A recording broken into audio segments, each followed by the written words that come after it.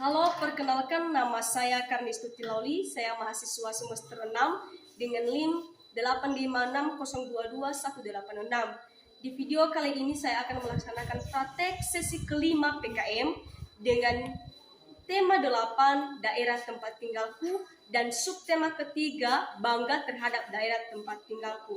Silakan saksikan video saya. Selamat pagi anak-anak. Selamat pagi, Bu. Bagaimana kabarnya? Sehat, kuat, luar biasa. Yes, yes, yes. Oke, luar biasa semangatnya ya. Siapa yang berdoa? Oke, silakan.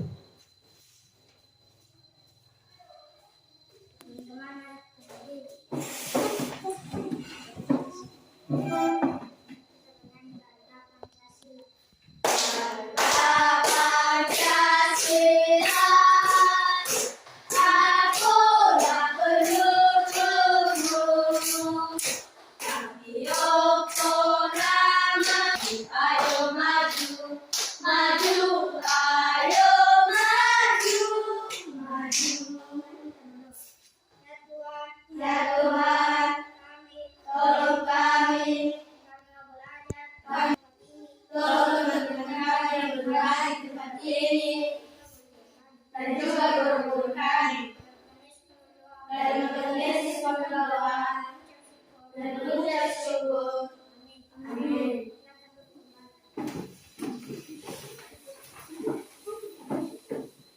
Silakan dengarkan mamanya, kita absen. Adrian Saputra Harepa, Hadir, Bu. Ansyo Eon Zega, Hadir, Bu. Sheila Kapia Lauli, Hadir, Bu. David Berkat Jaya, Hadir, Bu. Juslinda Harefa, Hadir, Bu. Etidius Rahab. Absen. Jadi yang hadir pada hari ini yaitu 11 orang dan yang absen 1 orang. Satu orang.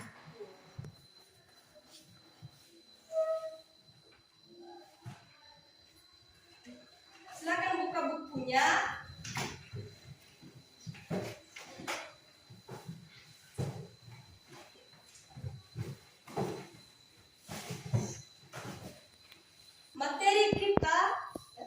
Materi kita pada hari ini yaitu tetap kita masih di tema 8 yaitu daerah tempat tinggal dengan subtema ketiga yaitu bangga terhadap daerah tempat tinggalku. Kalau di subtema pertama tadi dia berkata daerah tempat tinggalku, di subtema kedua yaitu keunikan daerah tempat tinggalku, dan di subtema ketiga kali ini kita mempelajari tentang bangga terhadap daerah tempat tinggalku. Nah, di pembelajaran kali ini ada beberapa tujuan pembelajarannya. Yang pertama, kita bisa memahami apa itu contoh hubungan antara gaya dan benda. Dan juga siswa dapat menjelaskan kembali bagaimana itu gaya dengan gerak. Berikutnya, kita juga diharapkan mampu mengenal tokoh-tokoh dalam cerita fiksi. Mengenal tokoh-tokoh dalam cerita fiksi serta mampu mengidentifikasikan tentang tokoh-tokoh dalam sebuah narasi atau cerita. Nah, itulah yang menjadi tujuan pembelajaran kita di subtema ketiga ini. Nah, untuk mengawali pembelajaran pada hari ini, Ibu mau bertanya, apakah anak-anak kami bangga terhadap daerah tempat tinggalnya masing-masing? Bangga. Nah, kita bangga. Bagaimanapun itu adalah tempat tinggal Kita. tempat tinggal kita. Apa yang menjadi tugas kita terhadap daerah tempat tinggal kita yaitu menjaga dan Melestarikan. Nah, Ibu mau bertanya, minggu yang lalu apa yang kita banggakan terhadap daerah tempat tinggal kita? otomatis kita bangga karena punya keunikan. Ini masih ingat ada siswa kami yang menyampaikan kemarin apa itu keunikan daerah tempat tinggalnya. Coba siapa yang bisa?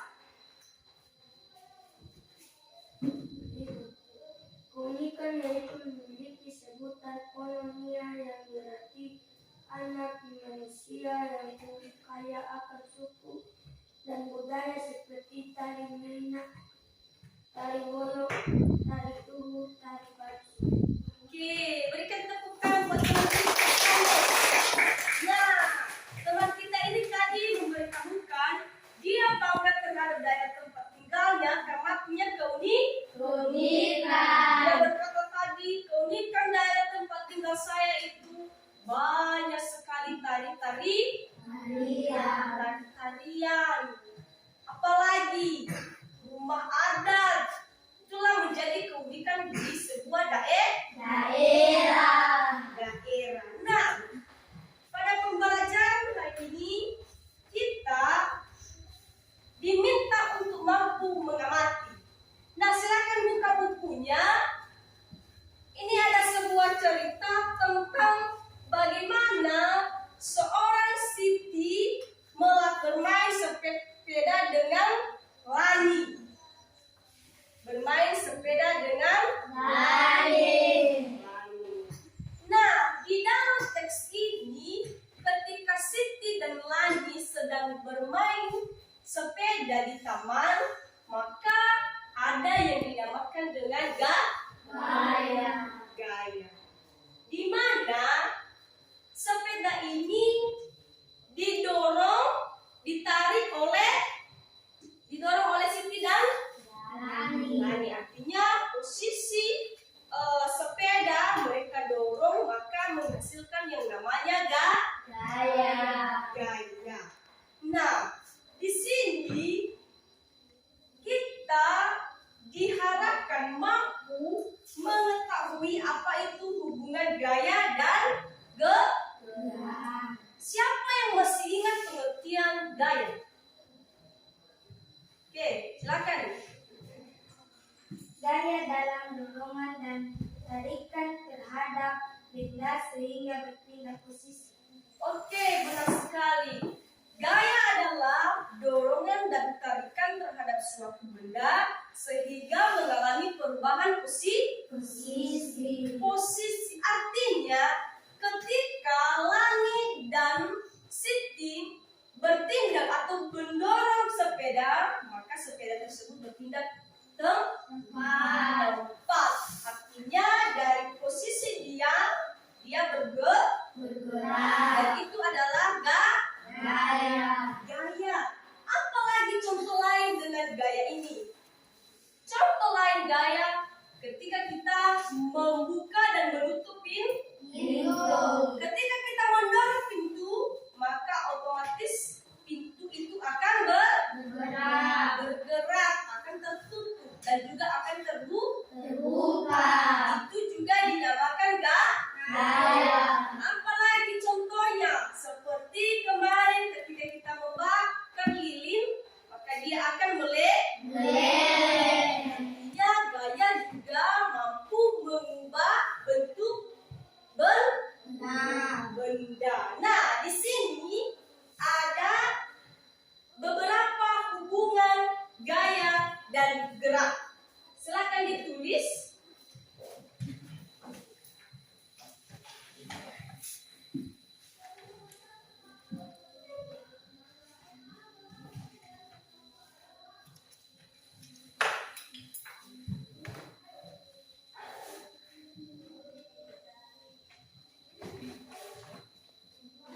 Hubungan gaya dan gerak.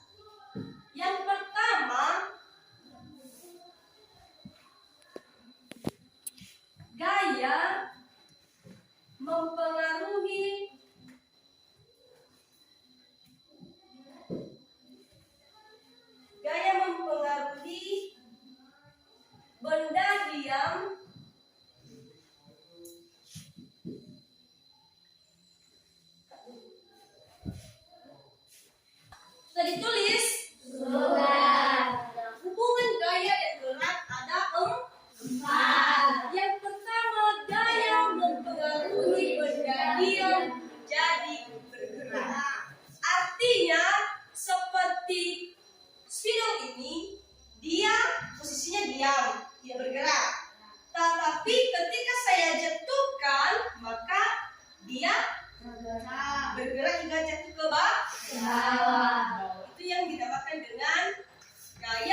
mempengaruhi posisi benda yang dia menjadi bergerak. Bergerak. Begitu juga di nomor 2. Ketika benda ini lagi bergerak, maka posisinya menjadi diam, itu juga dinamakan Gaya.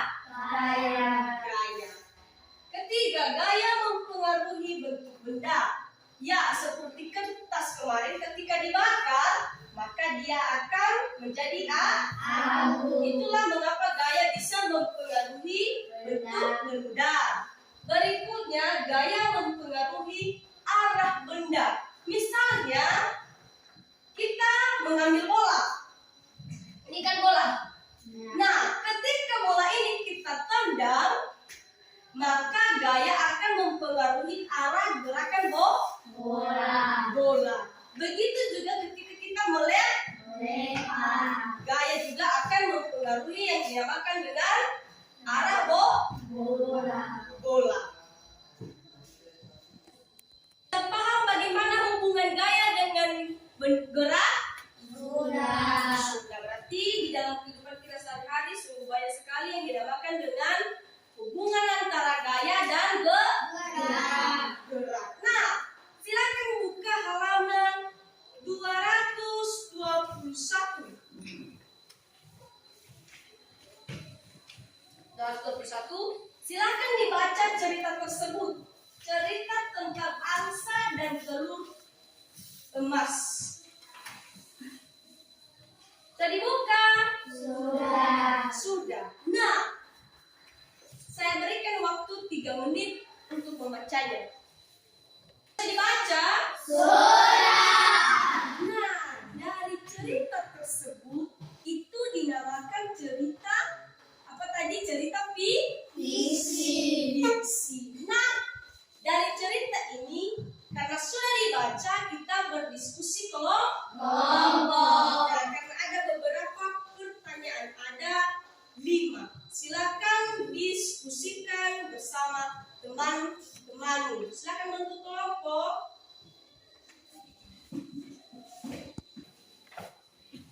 Sudah dibentuk kelompoknya? Di sana ada 5 pertanyaan di halaman 239. Sudah dilihat? Nah, silakan diskusikan bersama temanmu masing-masing. Apakah sudah selesai? Oke, silakan kelompok 1 presentasikan hasil diskusi Anda. Silakan. Petani ingin angsa yang banyak menghasilkan telur emas. 2. Petani. 3. Tamak. 4. Baiknya bersyukur. 5. Saya akan bersyukur. Oke. Berikan tepuk tangan dari kelompok 1. Sekarang kelompok 2. 1. Petani ingin angsa yang banyak menghasilkan telur emas. 2. Petani. 3. Tamak. 4. Banyaknya bersyukur. 5. Saya akan bersyukur. Oke, berikan tepuk tangan buat kelompok 2. Sekarang kelompok 3. Petani. 1. Petani ingin banyak telur emas supaya ia cepat kaya. 2. Tokoh utama petani. 3. Sikap yang dimiliki petani utama. 4. Seharusnya ia bersyukur. 5. Jika ingin menjadi tokoh utama, saya akan bersyukur. Oke, berikan tepuk tangan buat teman-teman. Nah, di sini saya menilai bahwa anak-anak kami sudah mengamati sebaik-baiknya tentang cerita dalam teks. Nah, di sana tadi dia meminta kita untuk bisa memahami apa intisari dari teks tersebut. Intisarinya tadi yaitu seorang petani yang memiliki angsa bertelur emas dan dia ingin angsa tersebut telurnya banyak supaya ia bisa cepat kaya. Yang kedua, di sana dia meminta kita siapa tokoh utama di cerita tersebut. Kita sudah menjawab tadi yaitu petani. Nah, begitu juga sampai nomor ke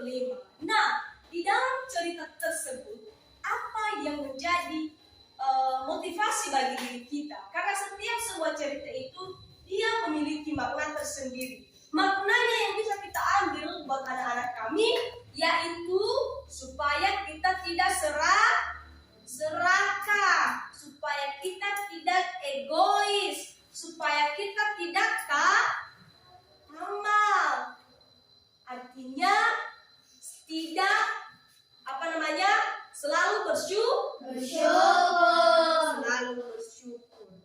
Nah, dari cerita ini, kalau ada pertanyaan dari anak-anak kami persilakan. Ada? Apa yang dimaksud tokoh protagonis? Apa yang maksud dengan tokoh protagonis? Oke.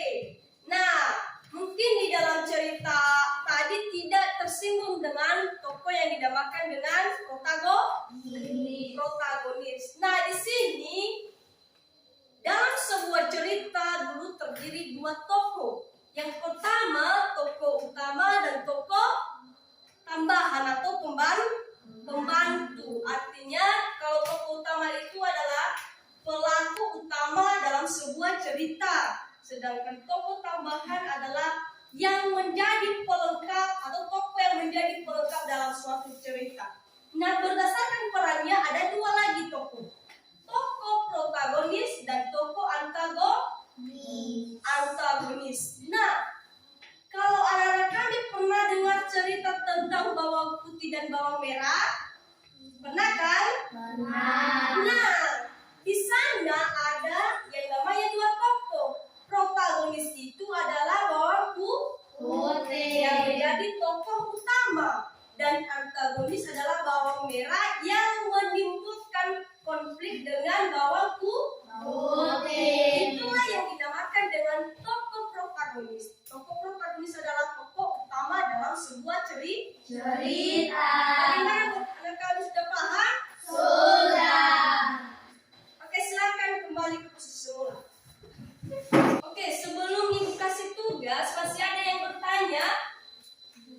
Masih, silakan. Gimana contoh tokoh utama dalam cerita? Bagaimana contoh utama dalam cerita ini? Sama halnya dengan pertanyaan dari anak kami yang di belakang tadi, di mana contoh tokoh utama tadi seperti di cerita yang sudah diceritakan tadi, atau di cerita apa tadi cerita kita di sini? Petani dengan telur angsa yang emas. Artinya tokoh utama di sana adalah petani. Artinya tokoh utama adalah pelaku utama sehingga terbuatlah sebuah cerita. Sudah mengerti, James? Oke, terima kasih. Silakan catat tugasnya. Cari 5 contoh perubahan gaya dalam kehidupan sehari-hari. Sudah? Oke. Nah, demikian saja pembelajaran kita pada hari ini. Semoga anak-anak kami bisa memahaminya. Terlebih-lebih materi yang telah kita pelajari hari ini, jangan lupa tetap dipelajari di rumah. Karena tugasnya wajib dikerjakan. Oke, silakan siapa yang berdoa?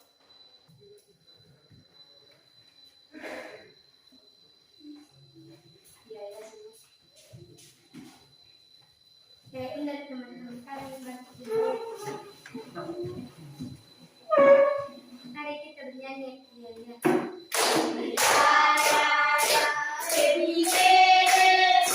Aku senang dan mari kita bersatu. Ya Tuhan, tolong kami pada hari ini. Tolong teman-teman kami yang di rumah di tempat ini.